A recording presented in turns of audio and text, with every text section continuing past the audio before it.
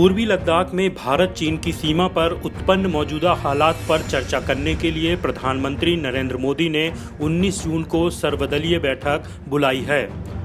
प्रधानमंत्री कार्यालय ने कहा कि चीन सीमा क्षेत्रों की स्थिति पर चर्चा करने के लिए प्रधानमंत्री नरेंद्र मोदी ने 19 जून को शाम 5 बजे सर्वदलीय बैठक बुलाई है।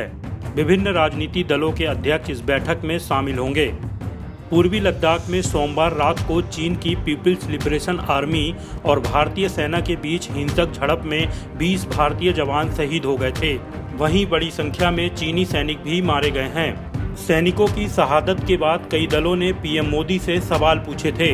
कांग्रेस के पूर्व अध्यक्ष राहुल गांधी ने कहा था कि चीन ने हमारे सैनिकों को मारने की हिम्मत कैसे की।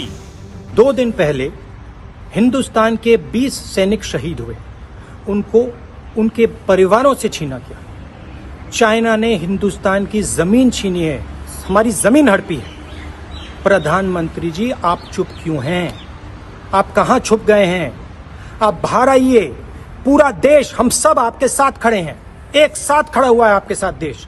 बाहर आइए, देश को सच्चाई बताइए। परसों रात जो गालवान वैली में हुआ है वो एक बहुत ही सिग्निफिकेंट इंसिडेंट है।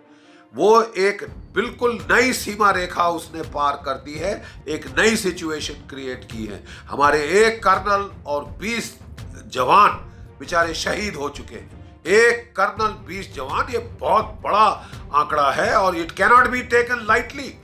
चीन के साथ बातचीत हो चुकी थी, कोर कमांडर के दर्जे पे बातचीत हो चुकी थी, डिसएंगेजमेंट चल रही थी। ये तो शरिया धोखा है और हमारी फॉरेन मिनिस्ट्री का इसको बड़े आसानी के लहजे में कह देना कि साहब ये अवॉइडेबल था, मतलब कि एक कर्नल 20 जवान मर गए, वह ऐसे ही चलता है साहब, अवॉइडेबल था। ये तो बहुत चुभी है ये बात, हम खासकर भूतपूर्व सैनिकों को बहुत चुभी है। अब क्या आगे क्या करना चाहिए?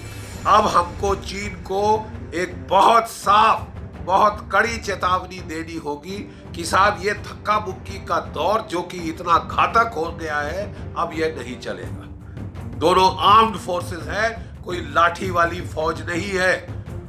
अब अगर आपने इस तरह की हरकत करी तो भारत की फौज को फायर खोलना चाहिए, खाए फायर खोलना पड़ेगा।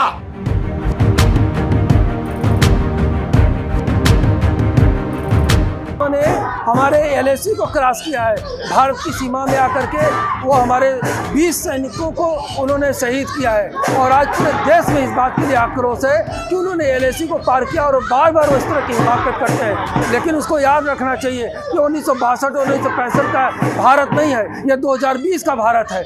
मोदी हमारे लीडर है और चीन को पूरा पक्का जवाब दिया जाएगा और जरूरत पड़ेगी तो हर एक बच्चा भारत का सेना में भर्ती होने के लिए तैयार है। इस बार कोई भी चीन से पीछे हटने के लिए तैयार नहीं है।